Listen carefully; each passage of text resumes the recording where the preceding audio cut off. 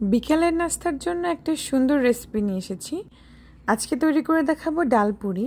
Hello everyone, আমি Azadi, welcome back to my channel.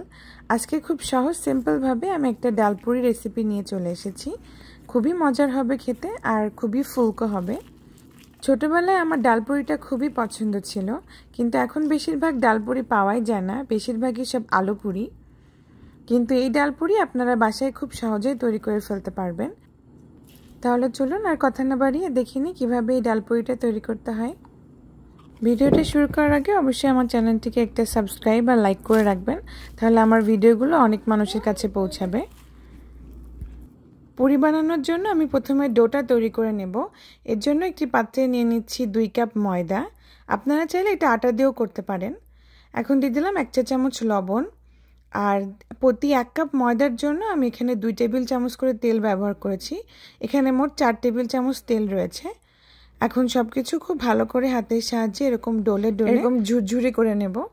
ময়দাটা যখন হাতের মধ্যে এরকম মুঠ পাকাবেন তখন এরকম শক্ত হয়ে যাবে, আর এরকম হাত দিয়ে চাপ দিলে ঝুরঝুর হয়ে পড়ে যাবে, একদম ঠিক ব্রেড ক্রাম্বসের মতো। এখন অল্প অল্প করে পানি দিয়ে আমি একটা ডো তৈরি করে নেব। খুব বেশি সফট হবে না ডোটা, মোটামুটি সফট হবে। একদম এরকম টাইপের একটা ডো তৈরি করে নেব। বেশি পানি দেওয়ার প্রয়োজন নেই, অল্প অল্প করে পানি দেবেন আর এটাকে মাখিয়ে নেবেন। যেহেতু এটাতে অলরেডি তেল দেওয়া আছে, এই জন্য পানির পরিমাণটা একটু কম লাগবে।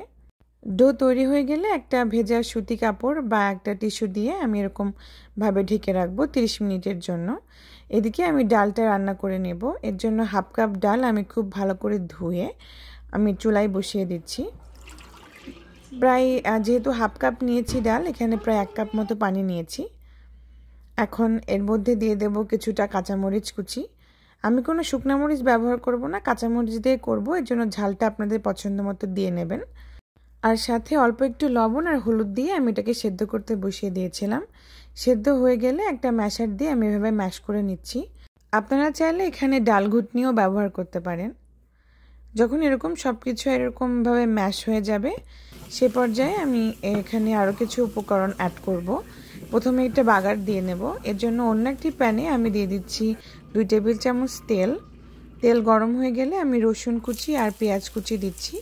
এখানে পেঁয়াজ কুচি 1/2 কাপ রয়েছে, রসুন কুচি প্রায় 1 টেবিল চামচ রয়েছে। এখন সব কিছুকে আমি বেরেস্তা মতো করে ভেজে নেব। যখন এরকম বেরেস্তা কালার চলে আসবে, সে পর্যায়ে আমি ডালের মধ্যে আবার মিশিয়ে দেব। এখন ডালের সাথে এই বাগারটা খুব ভালো করে আমি মিশিয়ে নিচ্ছি। চেষ্টা করবেন এই পুরটাতে এরকম একটু বাগার দিয়ে তৈরি করলে এই পুরটা খেতে খুব মজা লাগে। এখন দিয়ে দিচ্ছি ভাজা জিরার গুঁড়া। ভাজা জিরার গুঁড়া দিয়ে আবার খুব ভালো করে মিশিয়ে নেব। যদি আপনারা শুকনো মরিচ ব্যবহার করেন তাহলে এই পর্যায়ে শুকনো মরিচ টেলে ব্যবহার করতে পারেন। যখন এরকম একটু ঝুরঝুরে হয়ে আসবে, সে পর্যায়ে আমি এটাকে নামিয়ে নেব। ঠান্ডা হয়ে যাওয়ার পর এটা আরও বেশি ঝুরঝুরে হয়ে যাবে।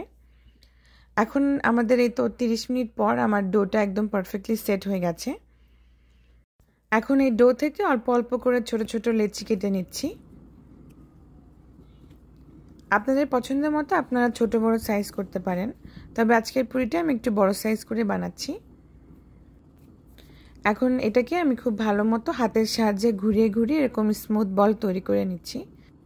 এতে করে যখন আমরা এই ডোর ভেতরে পুর ভরবো তখন আর এটা ফেটে যাবে না। এখন এখান থেকে একটা বল নিয়ে এরকম হাতের সাহায্যে আমি গোল বাটির মতো করে নেব। এরকম একটু ঘুরিয়ে ঘুরিয়ে সাইডটা পাতলা রাখবেন, ভেতরটা মোটা রাখবেন। এই মোটার ভেতরেই আমরা পুরটা ভরে নেব। এখন পুর ভরে নেব। এ পর্যায়ে পুরটা ঠান্ডা হয়ে গেছে আর এরকম ঝুরঝুরে হয়েছে। এখন এখান থেকে অল্প একটু পুর আমি ভেতরে দিয়ে নিচ্ছি।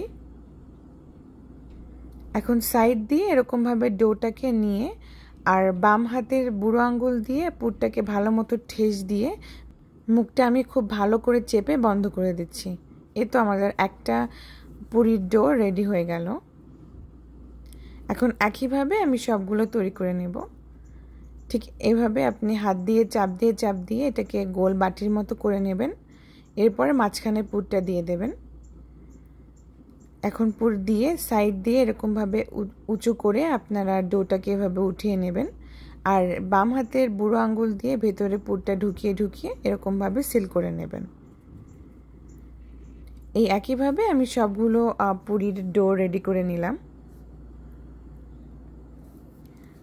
এখন একটা করে বল আমি নিয়ে লুচি বানিয়ে নেব, আর বাকি বলটা একটা ভেজা টিস্যু বা ভেজা কাপড় দিয়ে ঢেকে রাখছি যাতে উপরটা ড্রাই না হয়ে যায়। এখন আস্তে আস্তে করে আমি এটাকে বেলে নেব। অতিরিক্ত চাপাচাপি করা যাবে না, তাহলে পুর বেরিয়ে আসবে। একদম হালকা হাতে আস্তে আস্তে বেলে নিতে হবে।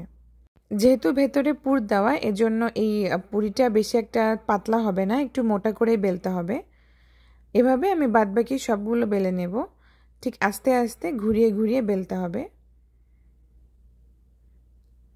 এটা ঠিক আলুর পরোটার মতো খুব আস্তে করে বেলতে হয়, তা না হলে পুর বেরিয়ে যাবে। এখন যদি আপনারা এই পুরিটা সংরক্ষণ করতে চান, সেক্ষেত্রে একটা প্লেটের উপরে একটা পুরি নিয়ে নেবেন, তার উপরে একটা পলিথিন দিয়ে দেবেন, তারপরে আবার একটা পুরি দিয়ে দেবেন, তারপরে আবার একটা পলিথিন দিয়ে দেবেন, তারপরে আবার একটা পুরি। ঠিক একইভাবে একটা করে পুরি আর একটা করে পলিথিন দিয়ে যে পুরিটা সব থেকে উপরে থাকবে সেই পুরির উপরে অবশ্যই একটা পলিথিন দিয়ে রাখবেন, না হলে ড্রাই হয়ে যাবে। একটা পলিথিন দিয়ে এটাকে ডিপ ফ্রিজে আপনারা প্রায় 3 থেকে 4 মাস সংরক্ষণ করতে পারবেন। এখন একটা কড়াইতে আমি তেল গরম করতে দিয়েছিলাম। তেল গরম হয়ে গেলে একটা পুরি দিয়ে দেব। এই পুরিটা ভাজতে প্রায় 1 থেকে 2 মিনিট সময় লাগে। লুচি যেমন দেওয়া মাত্রই ফুলে ওঠে, এটা ওরকম হবে না, আস্তে আস্তে এটা ফুলবে। যখন পারফেক্টলি কুক হয়ে যাবে তখন এটা এমনি এমনি ফুলে উঠবে। একটা চামচ দিয়ে একটু ঠেস দিতে থাকবেন, তাহলে এমনি এমনি এরকম ফুলে উঠবে, একদম বেলুনের মতো ফুলবে। একবার ফুলে উঠলে দেন আমি উল্টে দেব। এখন যেহেতু আমি ছড়ানো পাত্রে এটা করছি, এখন অন্য পাশে আমি আরেকটা পুরি দিয়ে দিলাম। এখন এইভাবে আমি সবগুলো পুরি আস্তে আস্তে ভেজে নেব। ঠিক দেখুন, পুরি দেওয়া মাত্রই কিন্তু ফুলছে না, একটু একটু করে আমি চামচ দিয়ে ঠেস দিচ্ছি, আস্তে আস্তে আস্তে আস্তে এটা ফুলে উঠবে।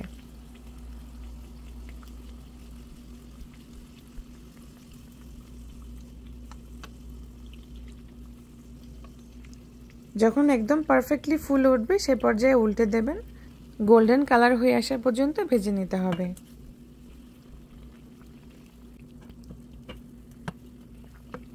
এ তো আমাদের প্রথম 2টা পুরি ভাজা হয়ে গেছে। এখন তেল ঝরিয়ে আমি একটা কিচেন টিস্যুর উপরে উঠিয়ে নেব।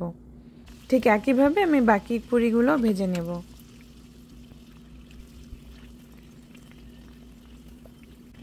এ তো আমাদের একে একে সবগুলো পুরি ভাজা হয়ে গেছে।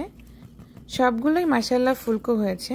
যদি আপনাদের বেলাটা পারফেক্ট হয়, কোনো ফুটো না থাকে বা পুর না বেরিয়ে আসে, তাহলে আপনাদের পুরিগুলো এরকমভাবে ফুলকো হবে। এখন চলুন আপনাদেরকে দেখাই ভেতরটা কত সুন্দর হয়েছে। একদম দোকানের মতো যখন আপনি ভাঙবেন তখন ভেতরটা এরকম ফাঁপা হবে, আর পুরগুলো একদম নিচে ঝরে ঝরে পড়বে। এই তো আমাদের ডালপুরি একদম রেডি। ডালপুরিটা আমি খেয়েছি ম্যাগি হট টমেটো সস দিয়ে, এটা দিয়ে খেতে বেশ মজা লাগে। আর তাছাড়া আপনারা টক বানিয়ে খেতে পারেন, তেঁতুলের চাটনি দিয়ে এটা খেতে খুবই মজা। আজকের ভিডিওটা অনেক লম্বা হয়ে গেছিলো, এই জন্য আমি তেঁতুলের চাটনি আর বানাইনি।